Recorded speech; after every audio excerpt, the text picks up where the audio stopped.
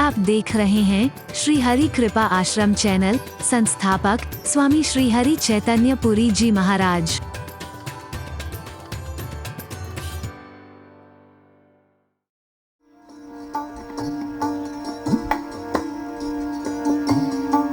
महलों में भी, पूरे नगर में भी बधाइयां गाई जा रही हैं। अब एक बात और छोटी सी विवाह के संबंधित बीच में आ गई है, तो मैं आपको बता दूं, हमारी भारतीय संस्कृति की जो परंपराएं हैं उनको कभी दूर मत करना। उससे सामूहिक मंगल उत्सव होते हैं, सब लोग मिलकर के खुशियां मनाते हैं। और पाश्चात्य संस्कृति को अपनाओगे तो सब आपके मंगल उत्सवों में सम्मिलित नहीं हो। राम की विशेषता ये है। परमात्मा श्री राम ने इसमें भी इतना सुंदर संदेश दिया है। देखिए, शादी को भी एक शिक्षा बना दिया है। कोई सोच के तो नहीं कहते विवाह होगा। विश्वामित्र के यज्ञ की रक्षा कर रही तो क्या? इनको कोई निमंत्रण भी नहीं दिया। धनुष यज्ञशाला का कोई अयोध्या में निमंत्रण भी नहीं आया था। क्यों नहीं आया, ये मैंने अन्यत्र इसके बारे में बताया है। हरि बोल। ये सारी दुनिया में निमंत्रण जाए और अयोध्या में निमंत्रण ना आए, उसका कारण मैंने अलग से बताया है, यहां चर्चा नहीं कर। लेकिन इन्हें तो निमंत्रण भी नहीं मिला था उस स्वयंवर का।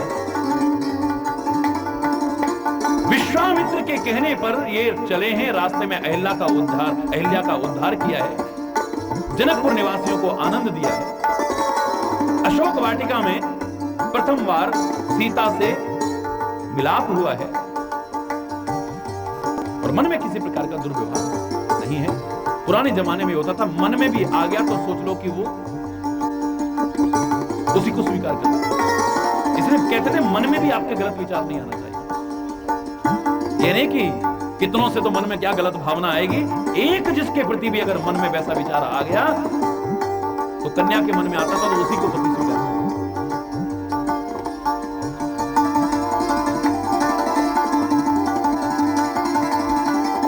पुरुष के मन में आ जाता था तो उसे ही अपनी पत्नी स्वीकार कर। मन का विवाह, दोनों के मन में आकर्षण हुआ है और दोनों ने ही अपने सीता ने पति रूप में स्वीकार कर लिया है, राम ने पत्नी रूप में स्वीकार कर लिया। बात खत्म हो गई। हरि बोल। पहला विवाह हो गया। हमारी भारतीय संस्कृति इतना भी आ गया तो समझ लो। तभी कहा कि मन पर बड़ा कंट्रोल नियंत्रण रखो। आज तो हमारे मन की क्या दशा है आप जानते हैं, ज्यादा नहीं बोल रहे। हरि बोल। इसके बाद में दूसरा विवाह कहां हो गया? एक शर्त है कि जिसने धनुष तोड़ दिया है उससे सीता का विवाह हो जाएगा। राम ने धनुष तोड़ दिया, सीता ने जयमाला पहना दी, हो गया विवाह। बोलो ना, हो गया।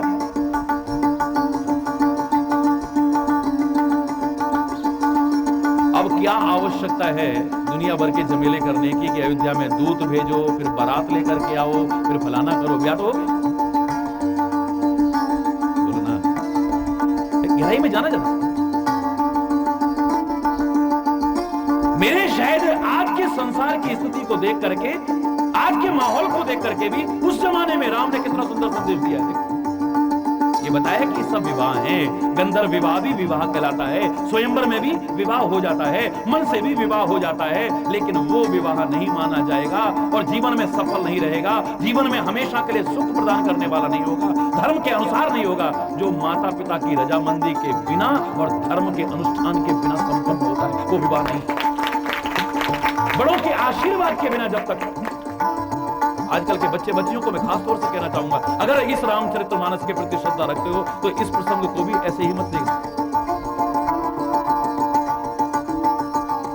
जो अपने जन्म से शिक्षा दे रहा है, अपनी बाल्यावस्था से शिक्षा दे रहा है, अपनी शिक्षा से शिक्षा दे रहा है, अपने विवाह से शिक्षा दे रहा है, अपने हर कर्म हर आचरण से शिक्षा दे रहा है। ऐसो राम सरिस को नाही, अगर ये भी कह दूं तो कोई अतिशयोक्ति नहीं।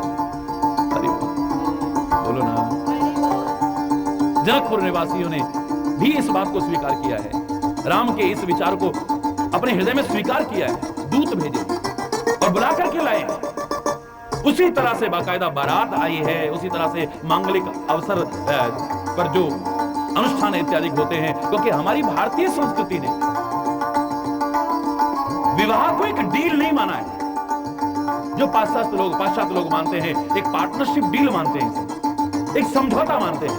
जब तक पार्टनरशिप निभ गई नहीं तो हरि बोलो ना, जब तक निभ गई नहीं तो बोलो ना, नहीं तो हरि बोल।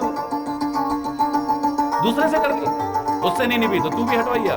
जैसे बिजनेस में पार्टनर बदलते रहते, ऐसे पार्टनर बदलते रहते। मेरी भारतीय संस्कृति में विवाह को खाली एक पार्टनरशिप डील नहीं माना है, इसे धर्म विवाह कहा है। और पत्नी को भी खाली भोग विलास का साधन नहीं, धर्म पत्नी माना है, जो धर्म में भी सहभागिनी बनी रहेगी। ये धर्म के अनुष्ठान के बिना अधूरा है। अगर इस प्रकार के संबंध आप बनाने की कोशिश करते हैं, उसे खाली एक पार्टनर नहीं माना है, धर्म पत्नी माना है। पार्टनर से तो कभी भी समझौता टूट सकता है, धर्म पत्नी जो धर्म में भी सहभागिनी हो। और राम जैसा आदर्श कौन रखेगा? राजा महाराजा तब तक कितनी शादियां करते थे, लेकिन एक पत्नी व्रत का पालन करने वाला राम ही हो सकता है। उस जमाने में जब इस प्रकार की प्रथाओं ने पूरी तरह से डेरा जमाया हुआ था, राजाओं के परिवारों के बीच अनेक विवाह किए जाते थे। अगर हरण हो गया है तो इसका मतलब नहीं कि अब छोड़ो, दूसरी से शादी कर लो। वनवास उसे दे दिया है किसी कारण से, उस कारण के बारे में अलग से मैंने प्रश्नोत्तर कार्यक्रम में बोला है। तो इसका मतलब नहीं कि दूसरा विवाह कर लो। नकली सोने की सीता बना करके चाहे बैठा ली हो, लेकिन दूसरा विवाह नहीं किया है। उसी पत्नी के प्रति कितना प्रेम, ऐसा राम के जीवन के अलावा कहां देखने को मिल सकता है।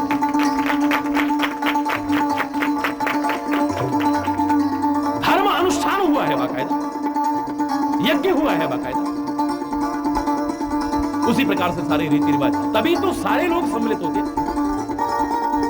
कोई भी मंगल अवसर हो, सबको बुलाने का उद्देश्य क्या है? गए जाकर के कोर्ट में चलो दस्तखत करे, भाई हो गया। ये सारे रिश्तेदारों को बुलाना, अरे हर एक के पास काम धंधे हैं, काहे को टाइम बर्बाद करते हो भाई? ये टाइम बर्बाद नहीं है मेरे प्यारे बच्चे। ये सबको बुलाने का उद्देश्य ही होता था, चाहे हम दुकान का मुहूर्त कर रहे हो, चाहे मकान का मुहूर्त कर रहे हो, बच्चे का जन्मदिन मना रहे हो, कोई विवाह अवसर पर कोई ऐसा आयोजन कर रहे हो, या कोई और मंगल अवसर हो, सबको बुलाने का उद्देश्य ही होता था कि सब आए, हम सबके चरण छुएं और सब अपने हृदय से हमें आशीर्वाद दें, सब शुभकामना दें। पता नहीं किसके मुख का निकला हुआ आशीर्वाद हमारे जीवन को सुखी बनाने में सहायता करे। पता नहीं किसका आशीर्वाद हमें जीवन में काम आता है। दुकान शुरू कर देनी, सबको बुलाओ भाई। हाँ, आजकल थोड़ा माहौल ऐसा हो गया है कि लोग खुश होकर के नहीं आते, क्योंकि महंगाई का जमाना। बच्चे के जन्मदिन पर आशीर्वाद लेने के लिए बुलाना था, लेकिन पहले से हाय लगा के आएंगे। इसलिए या तो सादगी से मनाओ, पहले से कह दो कि यहाँ पर कुछ गिफ्ट लाने की आवश्यकता नहीं है, वरना पता है आपके बच्चे को आशीर्वाद नहीं निकलेंगे। लो यार, एक और मुसीबत आई है, पहले ही जो इतना हार्ड टाइट चल रहा था, अब वहां जाना पड़ेगा, अब कुछ ना कुछ खाली हाथ थोड़ी जाएंगे, कुछ ना कुछ तो लेके जाना पड़ेगा। कितनी गंदी भावना से लेकर के। मेरी बात बुरी लग सकती है, लेकिन हकीकत बता रहा हूं आपको मैं। बहुत सारे ऐसे लोग होंगे जो खुश होकर के नहीं आ रहे आपके यहाँ, क्योंकि हमने इतना ज्यादा दिखावा कर दिया है, इतना आडंबर कर दिया है, शोबाजियां इतनी ज्यादा कर दी हैं कि उनको खुश होकर के आदमी निर्वाह नहीं कर पा रहा है। हमारा उद्देश्य जो था कि सबके आशीर्वाद लें, सबकी दुआएं लें, सबकी शुभकामनाएं लें, फिर वो हृदय से नहीं मिल पाएंगे। हृदय की शुभकामना ही काम आएगी, हृदय का आशीर्वाद ही काम आएगा। तो राम ने इस मर्यादा का भी पालन किया है विवाह के रूप में। आज घर घर में ऐसे नहीं लग रहा है कि अयोध्या सम्राट के पुत्र का विवाह हुआ है, ऐसे लग रहा है कि अयोध्या के हर नागरिक के घर में विवाह हुआ है, हर नागरिक के घर में उत्सव हो रहा है। ये है, हर एक को उससे जोड़ने की कोशिश की, और ये तभी होता है जब सबको साथ लेकर के चलेंगे, सबकी शुभकामना ले रहे हैं, सबके आशीर्वाद ले रहे हैं। जन्म भी हुआ है तो सारे के सारे लोग हैं, चिरजीवहु सुतचार चक्रवर्ती दशरथ के। हर एक के मुंह से दुआएं निकल रही हैं, हर एक के मन से शुभकामनाएं निकल रही हैं। तो कुछ चीजों को हमें भी ध्यान में देना पड़ेगा, और बाकी कुछ चीजें जो हमारी भारतीय संस्कृति की प्राचीन हैं, इन्हें आप खाली ढकोसला मत मानिएगा। विवाह तो स्वयंवर में भी हो गया था, विवाह तो गंधर्व विवाह, एक दूसरे के मन में आ गया, विवाह हो गया, एक दूसरे के हृदय ने स्वीकार कर लिया है, हो गया विवाह। लेकिन राम कहते हैं खाली ये मेरा विवाह नहीं है, मेरा विवाह तो एक माध्यम बनेगा और दुनिया में जब जब विवाह होगा उनको एक संदेश मिलेगा कि माँ बाप के, बड़े बुजुर्गों के और सबके आशीर्वाद के बिना ऐसे मंगल पर्व कभी मनाने की कोशिश मत करें। राम ने जो कुछ किया है अपने लिए नहीं किया है, हमारे लिए किया है। ये सब होने के बाद भी इन परंपराओं का निर्वाह करना आज उसी का परिणाम है कि जनकपुर में भी हर व्यक्ति के मन में उत्साह है और अयोध्या में भी हर व्यक्ति के मन में उत्साह है। हर व्यक्ति उत्सव मना रहा है, हर व्यक्ति बधाई दे रहा है। जबरदस्ती आपने कर भी लिया, लोगों ने भी कहा अरे छोड़ो यार, बच्चा कुछ कर लेगा तो क्या होगा, चलो ठीक है, जहां इसको पसंद है कर करा के छुट्टी करो, बच्चे से भी हाथ मत धो बैठना भैया, अरे बोल।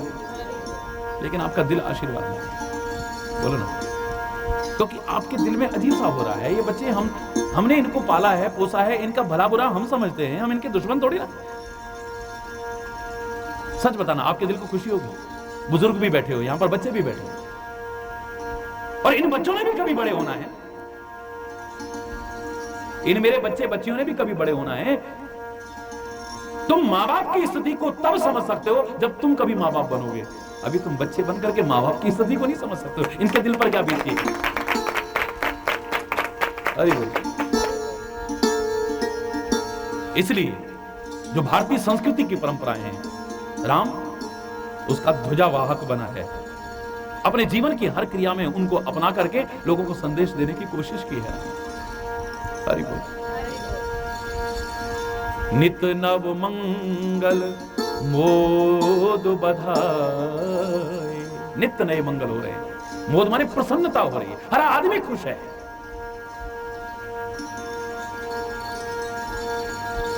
और नित्य नई बधाइयां वहां पर दी जा रही हैं।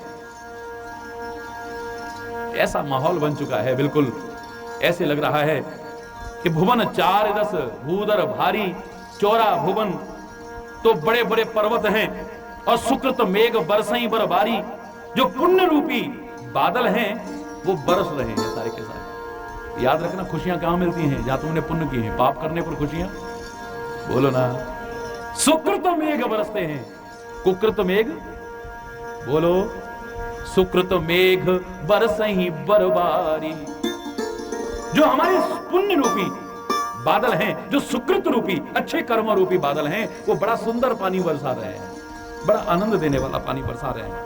रिद्धि सिद्धि संपत्ति नदी सुहाई, और उससे क्या होगा, रिद्धि सिद्धि रूपी नदियां, बड़ी सुहावनी नदियां बह निकलती हैं, अर्थात रिद्धि सिद्धि होती है, कभी काम में रुकावट नहीं आती, हर काम तुम्हारा सिद्ध होगा। रिद्धि सिद्धि तो तुम्हारे आसपास घूमने लगेगी अगर तुमने अच्छे कार्य किए होंगे। हरि बोल। संत रिद्धि सिद्धियों के लिए प्रयास करता है, रिद्धि सिद्धियां उसकी दासी बन करके घूमती हैं। हरि बोल। खाली इसलिए क्योंकि वो अच्छे कर्म करने की कोशिश करता है, और अच्छे कर्म करके तब दुनिया को अच्छे कर्म करने की प्रेरणा देता है, तो रिद्धि सिद्धि तो उसकी दासी बन जाती है। रिद्धि सिद्धि संपत्ति नदी सुहाई, उमगी अवध अंबुद कहूं आई। अवध रूपी सागर की ओर सारी नदियां, रिद्धि सिद्धि रूपी नदियां दौड़ दौड़ करके आ रही। अगर तुमने अच्छा जीवन जिया है तो सुख संपत्ति वैभव आनंद ये तुम्हारे पास अपने आप आए, अच्छा जीवन अगर जिया है।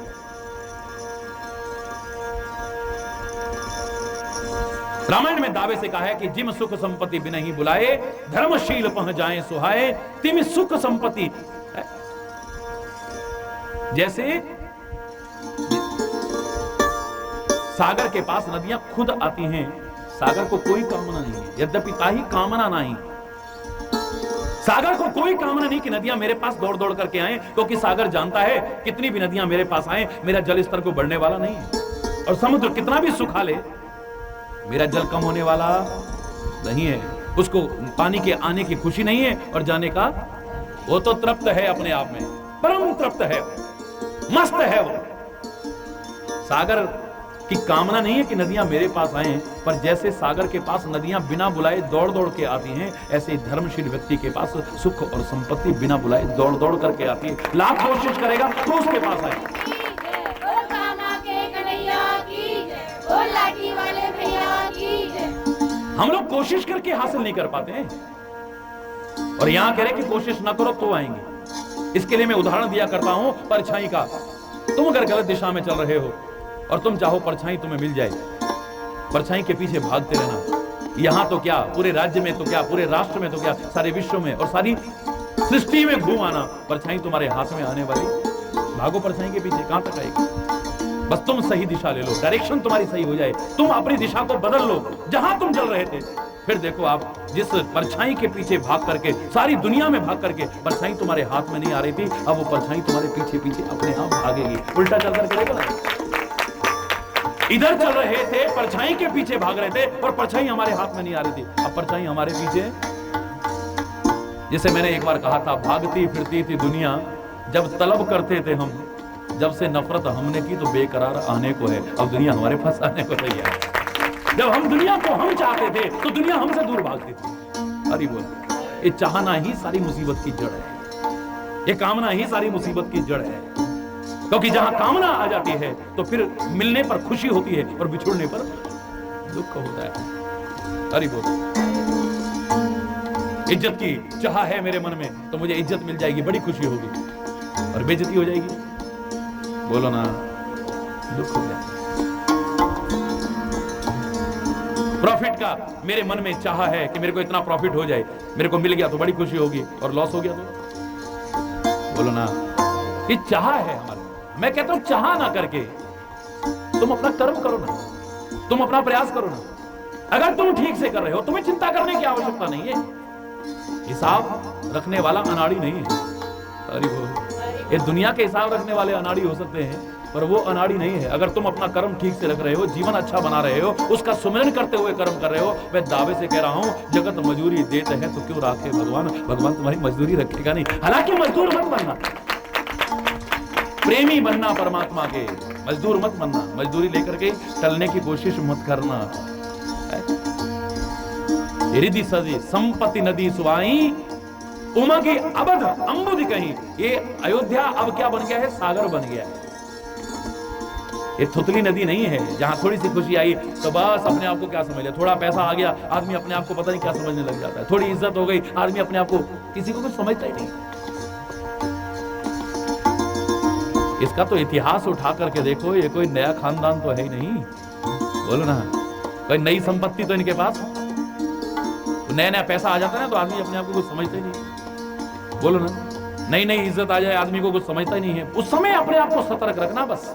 परमात्मा की कृपा से जो मिला है ये तुम्हें अहंकार न दे जाए, तुम्हें गंदे व्यसन न दे जाए, तुम्हारी सन्मति को कुमति न बना जाए, दुर्मति न बना जाए, वरना आया हुआ भी सब नष्ट हो जाए।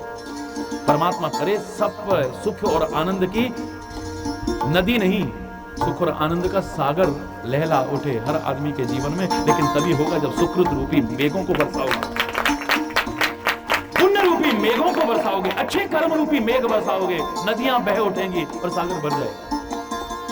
उमा की अवध अम्बुद कहीं, अवध रूपी सागर में आ गई है। मैंने कहा था ना, इसका नाम अयोध्या, लोग गलत अर्थ लगाते होंगे, इसलिए तुलसी बड़ा सतर्क है। वो कहता है इसका नाम है अवध।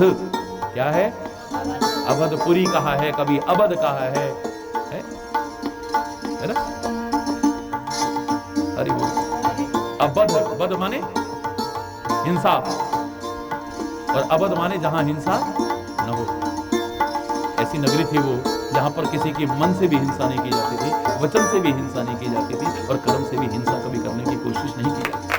अहिंसा व्रत का पालन किया जाता, अहिंसा परमो धर्म का सिद्धांत को स्वीकार किया जाता था। मुझे लगता है ऐसी नगरी थी, और वहां पर किसी का दिल नहीं दुखाया जा रहा, अपने अच्छे कर्म किए जा रहे हैं, परोपकार में जीवन जिया जा रहा है, सत्य का पालन किया जा रहा है। तो ऐसे जगह पर तो सुख और आनंद ना आए, प्रसन्नता ना आए, रिद्धि सिद्धियां ना आए, ऐसा कैसे हो सकता है? तो अयोध्या तो बिल्कुल उमड़ पड़ी है सागर की तरह, वहां पर तो खुशियां ही खुशियां हैं, बधाइयां ही बधाइयां हैं, आनंद ही आनंद है, रिद्धि सिद्धियां उमड़ रही है, वहां पर कोई कमी किसी प्रकार की नहीं आती। तुम्हारे यहां भी कमी नहीं आएगी अगर तुम ऐसा जीवन जी लो तो। अरे बोल, रिद्धि सिद्धि संपत्ति नदी सुहाई, उमगी अवध अम्बुध कहूं आई। और सागर में तो मणिमाणिक्य भी होते हैं, तो वहां के लोग भी कंकर नहीं है, अवधपुर के लोग भी मणिगण पुर नर नारी सुजाति, लोग भी मणि माणिक के जैसे हैं। वहां बड़ा कीमती जीवन बनाया है, जिन्होंने बेकार जीवन नहीं बनाया है। सुचि अमोल सुंदर सब भांति, नकली मोती नहीं है वहां पे। सुचि माने सुच्चे मोती है, पवित्र मोती है सारे के सारे, पवित्र मणियां हैं सारी के सारी, और अमोल अनमोल है सारे के सारे, सबका जीवन अनमोल है। तो राम के भक्त बनने का मजा तब है, अपने जीवन को भी बेकार मत रोल, इसे भी तू अनमोल बना, तब तू राम का भक्त कहलाएगा, वरना राम का भक्त नहीं। इसे रोल मत। रोल माने, रोल माने ये वैसे लगता है पंजाबी शब्द है, लगता है मेरे को ऐसा, क्योंकि एक भजन सुना था मैंने, ना रोल दाता मैं रुल गईया, मैं तेरे द्वारे आना भूल गई, और तेरे द्वारे पर आना भूल गई तो समझ ले रुल जाऊंगी, अर्थात बर्बाद हो जाऊंगी, नष्ट हो जाऊंगी। इस मानव जो भी अनमोल जो दाव मिला है, इसे रोलो मत, मिट्टी में रोलने की, बर्बाद करने की कोशिश मत करो, इसे अनमोल बनाने की कोशिश करो। मणिमाणिक की तरह अनमोल। राम जहां रहे वहां पर जीवन अनमोल न बने, कैसे हो सकता है? वहां जीवन बेशकीमती न बने, कैसे हो सकता है? तो हमारे भी हृदय में राम रहे और हमारा जीवन कीमती ना बना तो बेकार है। अवधपुर में राम रहता है तो वहां के लोग मणिमाणिक्य की तरह हो गए, हरि बोल, पवित्र हो गए हैं, सुच्चे मोती हो गए हैं, अनमोल हो गए हैं सारे के सारे, और सुंदर सब भांति, सबका जीवन बड़ा सुंदर है, गंदा जीवन नहीं किसी का।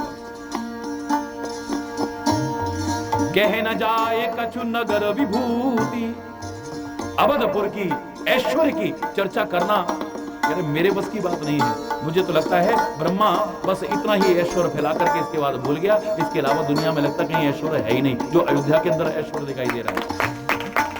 और सारे के सारे लोग सुखी हैं, वहां पर दुखी कोई नहीं। जहां पर ऐसा जीवन होगा वहां पर कोई दुखी नहीं रहेगा, एक आदमी भी दुखी नहीं रहेगा। मैं दावे से कह रहा हूं, कर्मों के कारण कभी दुख आ सकता है, लेकिन आप दुखी बोलो ना नहीं होंगे।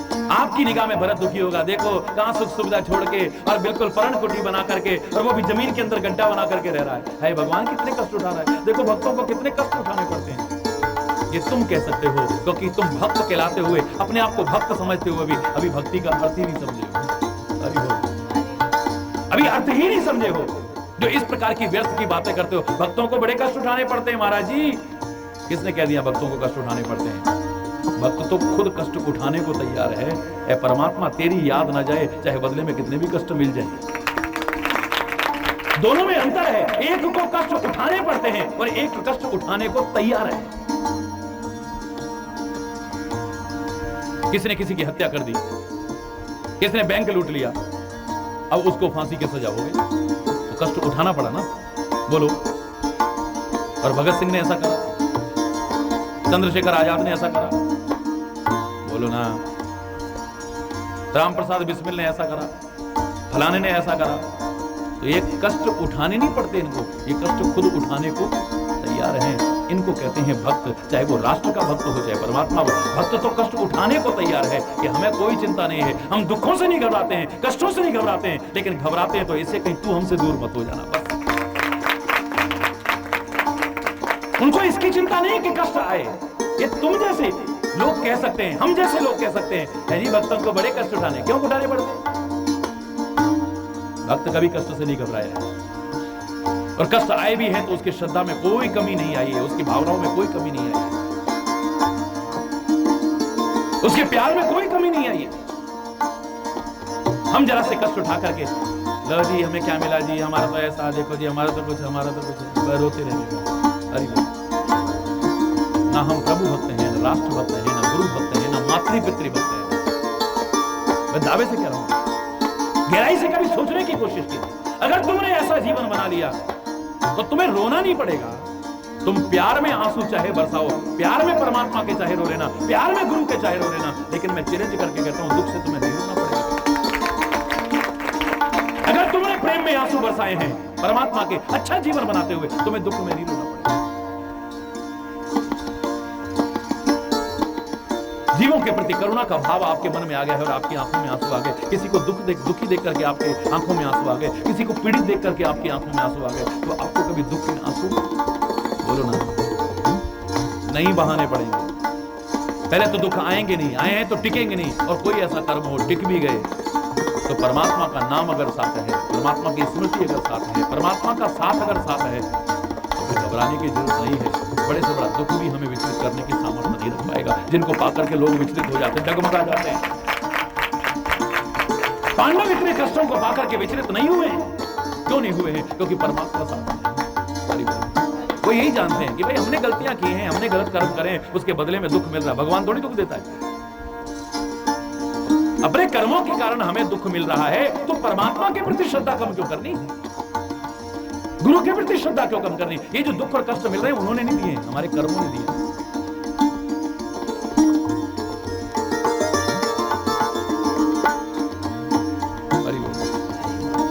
तो ऐसे लोग, मैं आपको कह रहा हूं कि दावे से कह रहा हूं, एक दिन आता है इतने सुखी होते हैं, लाख कोशिश करके जो सुख प्राप्त नहीं कर पा रहे थे, वो ऐसे ही पा जाते हैं। अयोध्या के लोग, क्योंकि राम का साथ है, राम का साथ है, अर्थात परमात्मा का साथ है, अर्थात धर्म का साथ है। राम धर्म का साक्षात मूर्तिमान स्वरूप है। एहि विधि सब पुर लोग सुखारी, एहि विधि सब पुर लोग, सारे नगर निवासी सुखी हैं, कोई दुखी नहीं दिखाई दे रहा। और मैंने आपसे कहा था, ये मत सोचिए कि दुख को सामने दिख रहा है तो वो आदमी दुखी होगा, कोई सवाल ही नहीं है। एक ही दुख को पाकर के एक आदमी दुखी होता ही नहीं है। एक आदमी दुखी होता है, एक कम दुखी होता है, एक बहुत बड़ा दुखी होता है। एक की जरा से सिर में दर्द हो गई, उसने घर बल आसमान में उठा करके रखा हुआ, अरे अरे अरे सिर में, अरे मम्मी मेरे सिर में, दुनिया भर का। एक बेचारा चुपचाप गोली लेके लेट जाता है, और एक फिर भी अपने काम में लगा हुआ है। यार देख बुखार हो रहा है तो आराम कर लूंगा यार, ये काम भी जरूरी है। एक को सिर दर्द परेशान कर रही है, कितने ब्लड प्रेशर में इतनी हालत खराब हो रही है, और उसके बाद भी मेहनत कर रही है। देखे हैं मैंने लोग, आपने भी देखे होंगे। बोलो, ये तीन तरह के लोग नहीं देखे आप? एक इतने से दुख से इतना दुखी हो जाता है, एक इतने बड़े दुख से भी इतना सा दुखी होता है, और एक दुखी नहीं। बोलो ना, ये तीनों तरह के लोग। तो दुख अलग चीज है, दुखी अलग चीज है, सुख अलग चीज है, सुखी कम अलग चीज है, और कमी, कम पदार्थ होना दुख का कारण नहीं है, कमी महसूस होना दुख का कारण है। हम दुखी तब होते हैं जब हमें कमी महसूस होती है, चाहे इतना भी हमारे पास है, पर अभी ये कमी है हमारे पास, अभी ये चीज और हो जाती है, ये चीज और हो जाती है, हम जीवन भर दुखी ही बनते हैं। कम पदार्थ होना दुख का कारण नहीं है, कमी महसूस होना दुख का कारण। सुख के साधन सुख का आधार नहीं है कि सुख के बहुत साधन हो गए तो हम सुखी हो गए। बहुत सारे सुखों के साधनों में रहते हुए भी लोग दुखी, और झोपड़ी में रहते हुए भी सुखी होते हैं, मकान में रहते हुए भी सुखी। ऐसे ऐसे लोग मैंने देखे हैं कि उनके पास जमीन नहीं है, बेचारे मजदूरी करके, और फिर भी मस्त है, गुण गाते हैं परमात्मा का, गुरु के प्रति श्रद्धा रखते हैं। और एक के पास कितनी जमीनें हैं, अपने मकान है, कोई किराया नहीं भरना है, दुनिया भर के और साधन भी है, फिर भी रोते रहता है, मेरे पास ये नहीं है, मेरे पास वो नहीं है, मेरे पास ये नहीं है, मेरे पास। तो कम पदार्थ होना दुख का कारण, कमी महसूस होती है ऐसे व्यक्ति को, वो फिर दुखी रहता है। सुख के साधन अलग चीज है, और सुखी होना अलग चीज है। सुख के साधन से आदमी सुखी हो जाए कभी नहीं। बहुतों के पास बहुत सुख के साधन है, लेकिन वो सुख अपने आप को सुखी महसूस नहीं कर रहे। दुख में और दुखी में बहुत अंतर है। दुख आना ही दुखी होने का कारण नहीं है। सीता पर कितना बड़ा दुख आया, लेकिन वो दुखी, बोलो ना, राम ने भी चैलेंज करके, मेरी सीता दुखी नहीं हो सकती। वचन काय मन मम गति जाहि, सपने बूझहि विपत्ति किताहि, कहे हनुमंत विपत्ति प्रभु सोई, जब तब सुमिरन भजन न। आपका सुमिरन भजन जब दूर होता है तब आदमी दुखी होता है, और सीता तो रात दिन आपका ही सुमिरन भजन करती है, वो दुखी नहीं हो सकती है। पहले लग रहा था कि सीता दुखी है, बाहर की स्थिति देख करके कभी अंदाजा मत लगाओ। बाहर से जो सुखी दिखते हैं हमेशा सुखी नहीं होते हैं, और बाहर से जो दुखी दिखते हैं हमेशा दुखी नहीं होते। उनके अंतर की स्थिति को देखो। अब बाहर से तो आपने आज व्रत किया है, हरि बोल, और रात 12 बजे कह रहे हो हम खाएंगे, कई लोग तो बाहर से तो आपकी स्थिति ऐसी हो जाएगी, रात तक तो मुंह लटक जाएगा। अरे बोलो ना। भूख की स्थिति बिल्कुल वही होगी जिसको खाने को नहीं मिलता है। आपके पास तो सब कुछ है, उसके बावजूद आपके चेहरे को देख करके लगेगा हे भगवान, ऐसे लग रहा है जैसे कुछ चाहिए नहीं हो जाता है। कई लोग 2 दिन 4 दिन 8 दिन नवरात्रि में 9 दिन का व्रत कर लेते हैं और कुछ भी नहीं लेते, तो चेहरे की स्थिति बिल्कुल वही हो जाएगी जो एक गरीब आदमी को बेचारे को खाने को नहीं मिलता, उसकी स्थिति। तो बाहर चेहरा ऐसा देख करके, कमजोर सा उदास सा चेहरा देख करके अंदाजा मत लगाओ ये बेचारा दुखी होगा, इसके बाद खाने को, अरे खाने को तो इसके पास सब कुछ है, इसने तो जानबूझ के छोड़ रखा है, व्रत ले रखा है, इसलिए इसको चिंता करने की आवश्यकता नहीं, इसके मन में संतुष्टि है, बाहर चाहे नहीं खा रहा है, इसका चेहरा ऐसा हो गया है। लेकिन सब विधि सब पुर लोग सुखाई, जितने भी अवधपुर के लोग हैं सारे के सारे सुखी हैं, यहां पर का एक भी दुखी नहीं। अरे लेकिन कारण बताया क्यों दुखी, क्यों सुखी है। अरे ये सुखी क्यों है, इसका कारण क्या है जानते हैं, बताओ। सब विधि सब पुर लोग सुखाई, रामचंद्र मुख चंद्र निहारी। बस राम का चेहरा देखने को मिल रहा है, राम के दर्शन करने को मिल रहे हैं, राम का साथ मिल रहा है, इसलिए सुखी है और कोई कारण सुख का नहीं। ये मत सोचिए कि वहां पर संपत्ति बहुत है, वहां पर वैभव बहुत है, वहां पर ऐश्वर्य बहुत है, सुख के साधन बहुत है, इसलिए सुखी है। नहीं, यहाँ पर नहीं तो ये कहते कि वहां पर इंद्रलोक से भी ज्यादा वैभव है इसलिए सारे लोग सुखी हैं, उनके पास बड़ी संपत्ति है इसलिए सुखी हैं, ये कहते हैं। बोले सुखी होने का कारण क्या है, रामचंद्र मुख चंद्र निहारी, श्री रामचंद्र मुख चंद्र, रामचंद्र के मुख को देख करके, मुख चंद्रमा को देख करके मगन है सारे के, क्योंकि अयोध्या को क्या कहा है, सागर का, क्या कहा है, और सागर कब खुश होता है, कब उछलता है, जब चंद्रमा को देखता है। चंद्रमा को जो जो बढ़ते देखता है क्यों तो वो उछलने लगता है। मैंने आपको बताया था कि सागर तो शांत है, गंभीर है, धीर है, कभी उछलता नहीं है, किनारे पर उछलता है। और किनारे पर क्यों उछलता है आपको बताया, किनारे पर पानी कम होता है इसलिए उछलता है। अब जल गगरी, जोर से बोलो।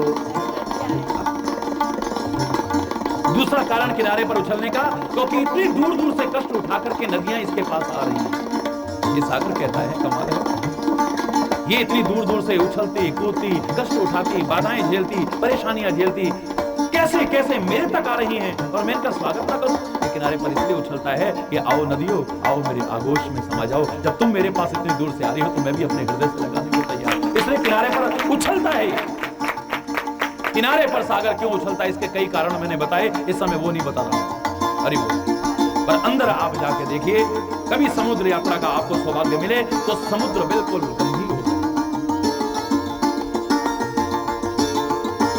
शांत हो जाए। जैसी किनारे पर आपको उछलती उछलती दिखती है, ऐसी वहां पर उछलता है, पूर्णिमा के आसपास उछलता है। जैसे जैसे चंद्रमा की कलाएं बढ़ती हैं, ये सागर उछलता है। ज्वार भाटा कहते हैं, बहुत आता है इसके अंदर, बहुत उछलता है। और मैंने बताया था कि इसका कारण क्या है, कि किसी को बढ़ते देख करके उछलने वाला सागर जैसा विशाल ही हो सकता है, जो खुद बहुत छोटा है, वो किसी को बढ़ते देख करके कभी खुश नहीं होगा। चंद्रमा को जब जब बढ़ते देखता है ये खुश हो जाता है, ये उछलता है। और जो किसी को बढ़ते देख करके खुश होता है, मैं उसे सागर जैसा विशाल मानता हूं, उसे छोटा कभी। छोटे लोग कभी किसी को बढ़ते देख करके खुश नहीं होते, ना वो खुद बड़े बन सकते हैं, ना किसी का बड़पन सहन कर पाते हैं। अरे वो ईर्ष्या करते हैं। ये दूसरे को बढ़ते देख करके खुश होने वाला, अपनी तरक्की देख करके हर व्यक्ति खुश हो जाएगा, लेकिन किसी की तरक्की देख करके खुश होने वाले ये सागर जैसे विशाल, गंभीर, धीर, ये गिने चुने लोग ही हो सकते हैं।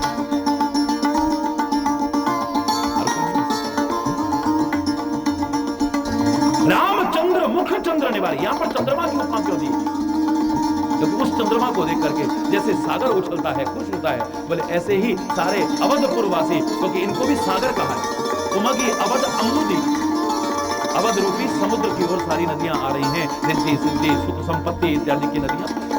तो ये अवधपुर निवासी जो सागर बने हुए हैं, बड़े विशाल हृदय के हैं, ये सारे के सारे बड़े खुश हो गए रामचंद्र के मुख चंद्र को देखते हुए जो बढ़ रहा है।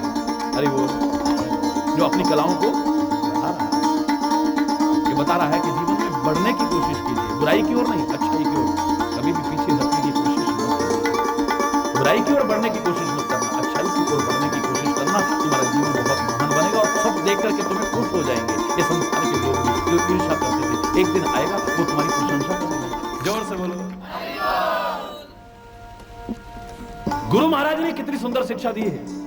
इस शुभ काम को मत टालो, इसे तुरंत कर डालो। आज्ञा मिल गई है, जो मन चाहा है उसके लिए गुरु महाराज ने भी आज्ञा दे दी है। बड़ी खुशी हुई। मुझे तो महीपति मंदिर आए, मंदिर माने अपने घर में आए, अपने महलों में आए। सेवक सचिव सुमंत्र बुलाए, सेवकों को बुलाया। सेवकों को काहे के लिए बुलाया? कि तैयारी करनी पड़ेगी। सचिवों को बुलाया, सुमंत्र को बुलाया, उनसे भी सलाह ले लेते हैं। अब ये शिष्य वाला काम नहीं कर रहा है, अब राजा वाला काम कर रहा है। हरि बोल। गुरु महाराज से आज्ञा ले ली, उन्होंने आज्ञा दे दी। अब क्या बाकी रह गया? बोलो ना, बाकी रह गया कुछ? लेकिन नहीं, सुमंत्र। वैसे सुमंत्र भी अच्छा है। ये अयोध्या के सौभाग्य हैं कि इसे बुरा मंत्र देने वाले, बुरी सलाह देने वाले नहीं मिले हैं। इसे सुमंत्र माने अच्छा मंत्र, अच्छी मंत्रणा, अच्छी सलाह देने वाले मिले हैं। ये अयोध्या के सौभाग्य रहे। हर चीज में सौभाग्य ही सौभाग्य है। लेकिन जरा जरा सी लापरवाहियां कई बार सौभाग्य को दुर्भाग्य में बदल देती हैं। हरि बोल। जरा सी लापरवाही। इससे बड़ा सौभाग्य क्या है कि परमपिता परमात्मा भी अवतार लेकर के अयोध्या में आ गया है। हरि बोल। इससे बड़ा सौभाग्य क्या है? नगर निवासी सारे उससे प्यार करते हैं। कितने सौभाग्य की बात है। सलाह देने वाले, मंत्र माने सलाह, मंत्र माने मंत्र से ही मंत्रणा बना है। मंत्रणा से का तात्पर्य सलाह देने वाला। और सलाह देने वाला अगर सुमंत्र हो, अच्छा मंत्र देने वाला हो, अच्छी मंत्रणा देने वाला हो, तो ये राज्य के परम सौभाग्य माने जाते हैं। बुलाया सबको। देखो भाई, सबने आकर के प्रणाम किया है।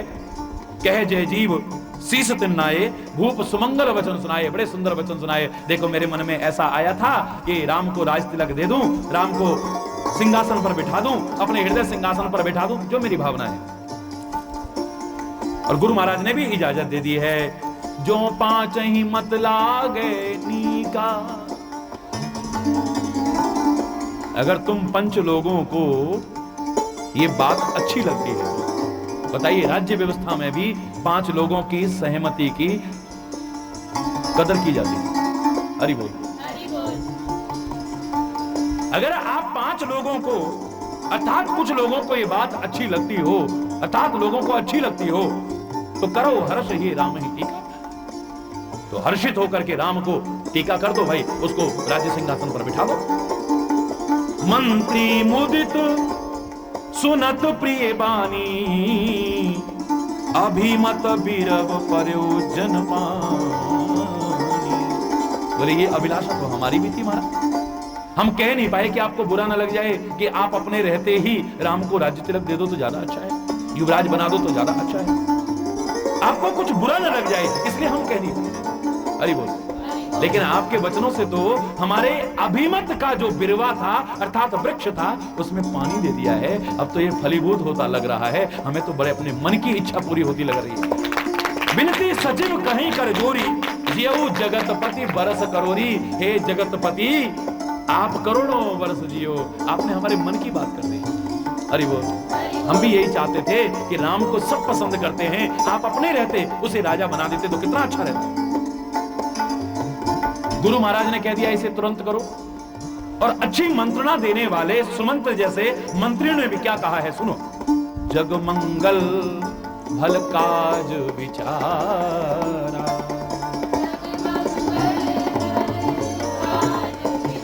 बेगिए नाथ न लाइए बारा। महाराज देखिए, शुभ बात आपके मन में आई है, शुभ विचार आपके मन में आया है, और शुभ काम को कभी कल पर बोलो ना नहीं टालना चाहिए। पता नहीं भगवान ना करे कोई विघ्न आ जाए और ये मनोरथ हमारा अधूरा रह जाए, ये अभिलाषा हमारी अधूरी ना रह जाए। आप कह रहे हैं गुरु वशिष्ठ ने ऐसा कहा है, उन्होंने बिल्कुल ठीक कहा है, इसको करने में देर मत करना। बेगिए नाथ न लाइए बारा, बारा माने देर मत करना, इसे बेगी माने तुरंत करिए, एक क्षण का भी विलंब मत करिए। नृपहि मोद सुन सचिव सुभागा। राजा के मन में बड़ी प्रसन्नता हुई, मंत्रियों की बात सुन करके, अच्छी बात सुन करके। बढ़त बोण जन लही सुसाखा। एक बेल बड़ी सुंदर फलीभूत हो रही हो और उसकी शाखाएं और फूटने लग जाएं जैसे, तो ऐसा लग रहा है, उनके मन को बड़ा अच्छा लगा। कयहु भूप मुनिराज कर जोई जोई आयस होय। राम राज अभिषेक हित बेगी करो सोए सो। गुरु वशिष्ठ जी के पास जाइए, उनकी आज्ञा लीजिए और वो जो कहें उसे बेगी करिए। ये बेगी शब्द हर एक ने कहा है, बोलो। वशिष्ठ ने कहा, गुरु महाराज ने कहा तो क्या कहा? बेगी। सुमंत्र ने कहा तो बेगी। अब दशरथ भी कह रहा है तो बेगी, पर बीच में गड़बड़ हो गया। हर्ष मुनीस कयहु मृदुबानी, आनहु सकल सुतीरथ पानी। औषध मूल फूल फल नाना पाना, कहे नाम गने मंगल नाना। उन्होंने सब कुछ गिना दिया। अब गुरु महाराज से पूछा, क्या इसको युवराज बनाने के लिए क्या क्या चाहिए? अब ये चीज चाहिए, वो चीज चाहिए, तीर्थों का पानी चाहिए, ये चाहिए, वो सारे के सारे मांगलिक वस्तुएं जो उस अनुष्ठान में आवश्यक थी, सारी की सारी बता दी गई। वेद विदित कह सकल विधाना, जो हमारे वेदों में विधान था वो सारा का सारा मुनिराज ने कयो रचो पर वेद विधाना। बोले नगर में अनेक प्रकार की तैयारियां कीजिए आप। जगह जगह तैयारियां होने लगी, मांगलिक वृक्षों का रोपण शुरू हो गया, जगह जगह पर सुंदर सुंदर बंदरवार लगाई जाने लगी, गणपति की पूजा होने लगी, कुल देवों की पूजा होने लगी, भूमि के देवताओं की पूजा होने लगी, अपने ग्राम देवताओं की पूजा होने लगी, क्षेत्र देवताओं की पूजा होने लगी। ध्वज पताक तोरण कलश सजहु तुरग रथनाग, सिरधर मुनिवर वचन सब निज निज काजहि लाग। सब अपने अपने काम पर लग गए, जो जो काम बताया था सारे लग गए। मुनिराज ने जो जो आज्ञा दी, ऐसे लग रहा था कि उसने वो काम पहले से करके रखा है। इतने तीव्र थे लोग, क्योंकि बेगी शब्द बार बार आ रहा था ना, तो इन्होंने भी बेगी किया है। एक क्षण का विलंब नहीं, इधर आज्ञा देते थे और उधर चीज हाजिर हो जाती। विप्रसाद सुर पूजत राजा, करत राम हित मंगल काजा। सुनत राम अभिषेक सुहावा, बाज कहाँ गए अवध बधावा। अयोध्या में तो जगह जगह बधाइयां बजने लगी, ढोल बाजे बजने लगे। राम सिय तन सगुन जनाए, फर कहीं मंगल अंग सुहाए। पुलक सप्रेम परस्पर कहीं, भरत आगमन सूचक है। हमारे अंग फड़क रहे हैं, मंगल अंग फड़क रहे हैं, ऐसे लगता है भरत जी आने वाले हैं, कोई खुशखबरी मिलने वाली है। बहुत दिन हो गए हैं, आज ये सगुन सच्चे होने वाले हैं। भरत सरिस प्रिय को जगमाही, मेरे को भरत के समान और प्रिय कौन है? अगर उसके आने का समाचार मिल जाए या वो आ जाए तो इससे बड़ा शगुन मेरे लिए कोई और नहीं हो सकता है। राम के मन में ही नहीं कि मैं राजा बनने वाला हूं। राम को अपने भाई का सोच है। अरे बोल, कैसे सोच है? जैसे कछुए को अपने अंडों का सोच होता है। अरे बोल, छोड़ता नहीं है अंडों को, ऐसे ऊपर बैठ जाता है कछुआ। अरे बोल, अपने अंडों को नहीं छोड़ता है। इतनी सोच होती है, इन अंडों को कोई उठा के न ले जाए। परमात्मा का अगर तुम चिंतन करोगे तो परमात्मा तुम्हारी ऐसे चिंता करेगा जैसे राम अपने भरत की चिंता कर रहा है, राम अपने भक्त की चिंता कर रहा है। वो इतनी चिंता करेगा जैसे कछुआ अपने मेढकों की, अपने अंडों की चिंता करता है। अरे बोल, अपने अंडों की चिंता करता है, उन्हें खुद सेता है, उनका खुद ध्यान रखता है, उनका खुद पालन करता है। यही अवसर मंगल परम सुनि रहे से रणवास, सोवत लख विदु बढ़त जन वारिधि बीच विलास। जैसे चंद्रमा को देख करके समुद्र बढ़ता है, बोले रनिवास में भी ऐसी खुशियां होने लगी। जिन्होंने सबसे पहले जाकर के अच्छा समाचार सुनाया, उनको इतने इनाम मिले हैं, इतने उपहार मिले हैं। सारे के सारी माताएं भी बड़ी प्रेम में मगन होने लगी, अनुराग उनके मन में होने लगा, वो भी मंगल तैयारियां करने लगी हैं। सुमित्रा ने अनेक प्रकार के चौके सजाने शुरू कर दिए हैं, सुंदर सुंदर मणि में विविध भांति अतिरूरी, बहुत सुंदर मणियों से सजे हुए बहुत सुंदर तैयारियां शुरू कर दी हैं। आनंद मगन राम महतारी कौशल्या तो इतनी आनंद मगन हो गई है, बहुत सारे दान देने शुरू कर दिए हैं। पूजी ग्राम देवी सुर नागा, नागों की पूजा की, देवताओं की पूजा की, ग्राम देवताओं की पूजा की, और ये कहा कि बहुरी कयो देन बलि भागा। अब बलि भागा लोग कहते बलि चढ़ाते थे, अरे बोल। बलि भाग का तात्पर्य है जो तुम्हारा हिस्सा बनता है वो तुम्हें देंगे, जो तुम्हारा नेग बनता है वो तुम्हें देंगे।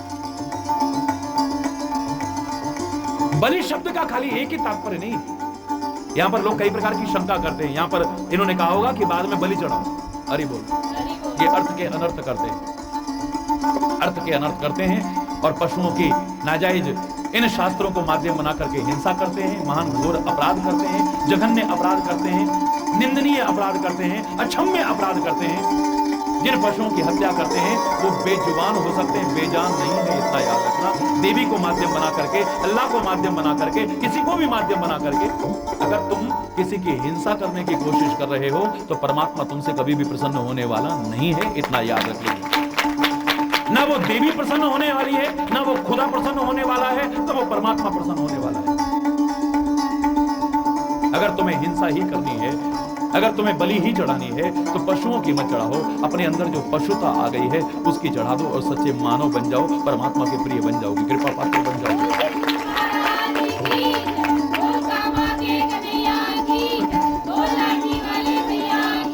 हमारे राम का जैसे कल्याण हो ऐसा वरदान देना है देवी देवताओं, हे ग्राम देवताओं, सबको सब प्रार्थना कर रहे हैं कि इसे ऐसे ही वरदान देना। गावहीं मंगल कोकिल वाणी, कोयल जैसी वाणी में मंगल गीत गा रही हैं। विदु बदनी मृग सावक नयनी, राम राज अभिषेक सुन हर्षे पुर नर। सारे नगर निवासी बड़े हर्षित हैं कि राम का राज्य तिलक होने वाला है। लगे सुमंगल सजन सब, विधि अनुकूल विचार, विधि के अनुसार अनुकूल विचार करके सारे के सारे मंगल साज सजने लगे।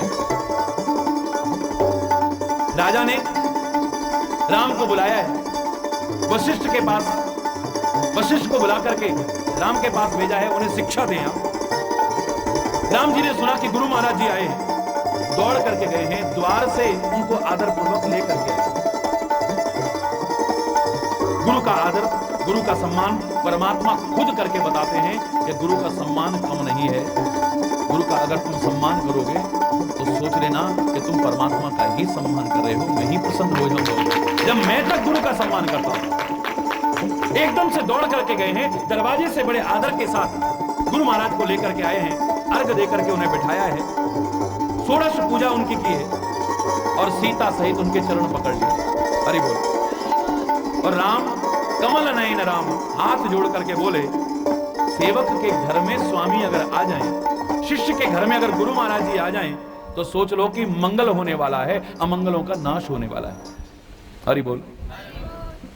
लेकिन फिर भी उचित ये था आप मुझे आज्ञा देते अगर मेरे लायक कोई सेवा होती तो। हरि बोल। मेरे लायक कोई सेवा होती, आप इतना कष्ट उठा के आए, इसका मतलब मेरे कष्ट दूर होने वाले हैं। हरि बोल। हरि बोल। मेरा मंगल होने वाला है, मेरे अमंगलों का नाश होने वाला है, क्योंकि गुरु अगर घर में चरण कमल पधार दे तो मंगल मूल अमंगल दल। हरि बोल। हरि बोल। तो गुरु महाराज आप पधारे, लेकिन अच्छा रहता आप मुझे कृपा करके बताते, आप आज्ञा देते, मैं सिर के बल चढ़ करके आपके चरणों में आता। प्रभुता तज प्रभु कीन सनेहू। आपने ये नहीं सोचा कि मैं गुरु हूं, मैं चल करके क्यों जाऊं। हरि बोल। हरि बोल। आजकल के गुरुओं की तरह नहीं है। हरि बोल। हरि बोल। और फिर आजकल के गुरु, हाँ राजा के यहाँ तो जा सकते तो ठीक है। हरि बोल। हरि बोल। एक गरीब के यहाँ, चाहे वो नाम का अमीर हो, क्योंकि गरीब और अमीर की इस क्षेत्र में परिभाषा अलग है। कबीरा सब जग निर्धना, धनवंता नहीं कोई, धनवंता सोई जानिए जेहि राम नाम धन होए। जिसके पास राम नाम का धन है वो धनवान है। कि आजकल के संत गुरु कौन सा धन देखते हैं? राम नाम का धन नहीं देखते हैं। इसके पास कितना धन है, हरि बोल, हरि बोल, बोलो ना, हरि बोल। वो तो घर में आ जाएंगे, नहीं तो हरि बोल है। हाँ, गरीब सेवक हो उसके घर में नहीं आ पाएंगे। जो बेचारा सेवा सत्कार उस तरह से नहीं कर पाएंगे उसके घर में, बोलो ना, नहीं आ पाएंगे। है? आपने अपनी प्रभुता को छोड़ करके हमारे पास पधार करके कितना स्नेह जताया है गुरु महाराज। भयो पुनीत आज ये मेरा घर पवित्र हो गया है, धन्य हो गया हूं मैं राम के रहे। हरि बोल, हरि बोल। आया सो देव वो सो करूं गोसाई।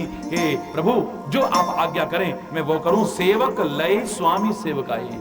कितने सौभाग्य हैं अगर सेवक को स्वामी की सेवा का अवसर मिल जाए तो। आपने कृपा करके सेवा का अवसर हमें प्रदान किया है। आप इस घर को पवित्र करने के लिए पधारे हैं, आज्ञा करिए ना, क्या सेवा करूं मैं आपकी? सुन सने हसाने वचन, मुनि रघुबर ही प्रशंस। राम कस न तुम कयहु अस, हंस बंस अवतंस। हे राम, तुम ऐसे वचन क्यों नहीं कहोगे? राम हो ना तुम अपने भक्तों को सम्मान देते हो। और कोई तुम्हें पहचाने ना पहचाने, मैं जानता हूं कि तुम कौन हो। सारी दुनिया तुम्हारे सेवक है और तुम कह रहे हो कि तुम मेरे स्वामी हो, मैं आपका सेवक हूं। वास्तव में ऐसी विनम्रता राम तुम्हारे अंदर क्यों ना हो? क्योंकि राम तुम राम ही हो। हरि बोल, हरि बोल। तुम्हारे जैसा दूसरा कौन हो सकता है? वरन राम गुण शील स्वभाव, बोले प्रेम पुलक मुनिराव। मुनिराज कहने लगे, हे राम,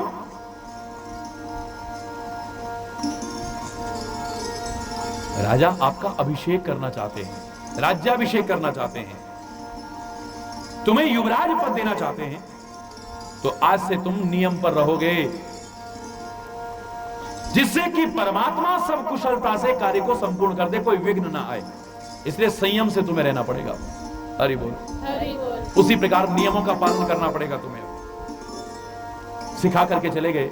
राम गुरु सिख दे, राम पह गए राय पह गए, राम हृदय अस विस्मय भयो। गुरु महाराज जी राम को सिखा करके राजा के पास में गए और राम के मन में एक विस्मय हुआ है। अब इसे ध्यान से सुनिएगा।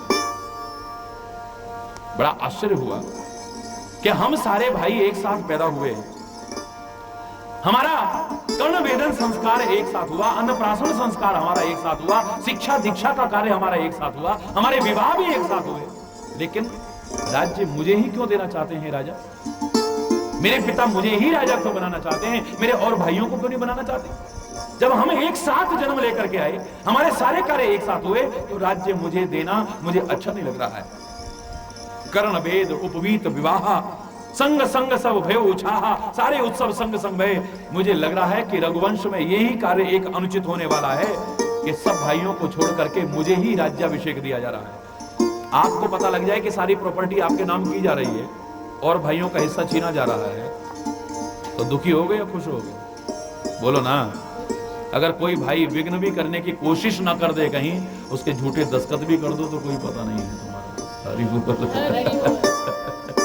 उसके नकली भी दस्तखत करके अपना काम फिट करने की कोशिश करोगे? नहीं करोगे? देखे हैं मैंने भाई, बहुत देखे हैं। अरे वो कोई ना कोई जुगाड़ बैठा लेते हैं। पिताजी खत्म हो चुके हैं, उसके बाद भी अंगूठा लगवा लिया। माताजी खत्म हो चुके हैं, उसके बाद भी, बोलो ना, और गवाह भी बना दिए 2-4। पुराना स्टाम्प भी मिल ही जाता होगा। हरि बोल, हरि बोल। बोलो ना। हरि बोल। क्या व्यवस्था है? क्षमा चाहूंगा अगर कोई गलत शब्द निकल जाए। हरि बोल। हरि बोल। लेकिन राम को अच्छा नहीं लगा है। राम कहता है ये मुझे उचित नहीं लगा है अपने वंश में कि सब भाइयों को छोड़ करके ये सारा राज्य मुझे समर्पित किया जाए।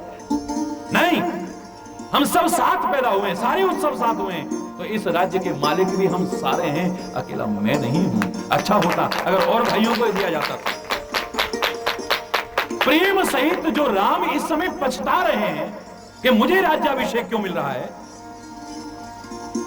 बोले इतना अच्छा लग रहा है इनका पछताना। इसमें भी कितनी बड़ी मर्यादा नजर आ रही है, इनकी कितनी महानता नजर आ रही है, इनका कितना बड़प्पन नजर आ रहा है। देखो इनका पछताना भी अच्छा लग रहा है।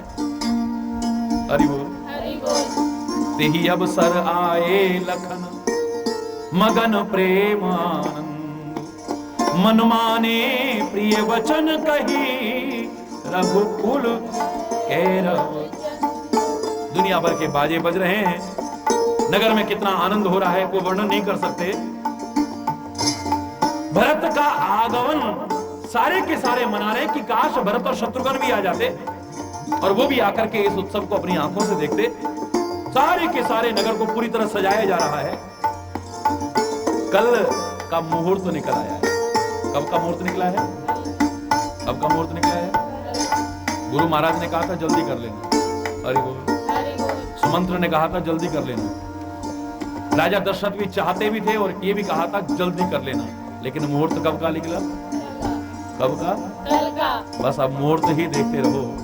कल कल करते काल आ गया है, लेकिन राजा दशरथ अपनी आंखों से उस परम उत्सव का आनंद नहीं उठा पाए जो देखना चाहते थे। ये शुभ काम अगर आपका टल गया है तो पता नहीं फिर इसे पूर्ण कर पाएंगे हम या नहीं कर पाएंगे। इसलिए बार बार कह रहा हूं, कभी भी शुभ काम को कल पर टालने की कोशिश, अशुभ को टालने की कोशिश कर लेना, लेकिन शुभ काम को कभी टालने की कोशिश मत करना। हरि बोल। हरि बोल। काल लगन भल के तिकबारा, पूजिए विधि अभिलाष हमारा।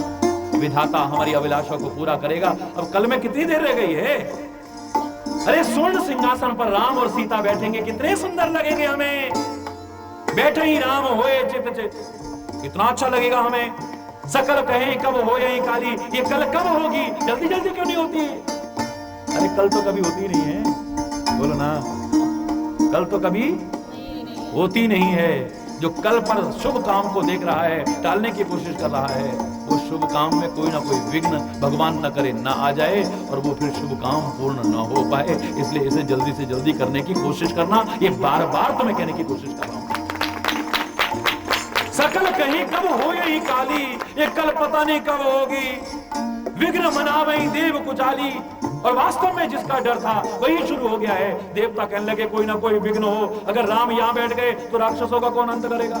हम देवताओं का काम कौन करेगा? धर्म की संस्थापना का काम कौन करेगा? हे विधाता, कोई ना कोई विघ्न पड़ना चाहिए। हे देवराज इंद्र, कोई ना कोई विघ्न। हे सरस्वती माता, बैठ जाओ किसी की जबान पर और विघ्न पैदा करवाओ। हरि बोल। हरि बोल। इन घटनाओं से हमें शिक्षा लेने की कोशिश करनी चाहिए। इसे खाली ऐसे ही मत पढ़िए। बीच का प्रसंग बहुत लंबा हो जाए, एक एक चौपाई पर अगर व्याख्या करने लगे तो बहुत समय लग जाएगा, लेकिन मूल बात पर हम आने की कोशिश करते हैं। रामायण का एक एक शब्द मूल बात ही है, लेकिन वर्तमान परिप्रेक्ष्य में जो बहुत ही अनुकरणीय विषय है, हम उन्हीं को उठाने की कोशिश करते हैं।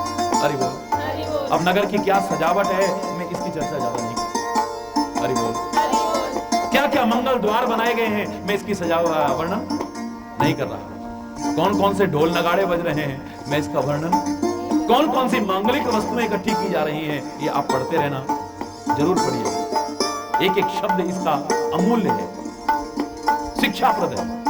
एक एक शब्द क्या, एक एक अक्षर इसका मंत्र है। किसी भी चौपाई को मैं कह दूं ये बेकार है, इसे छोड़ दूं तो मेरा अपराध हो जाएगा। लेकिन इन चीजों का वर्णन न करके जो मूल सार की बात मुझे मिलने की कोशिश कर रही है परमात्मा की कृपा से, वो मैं आपको बताने की और स्वयं अनुकरण करने के संकल्प के साथ में बताने की कोशिश कर रहा हूं। वो क्या है? सकल कहीं कब हो यही काली, एक कल पता नहीं कब होगा, और उधर विघ्न मना वही देव कुचाली।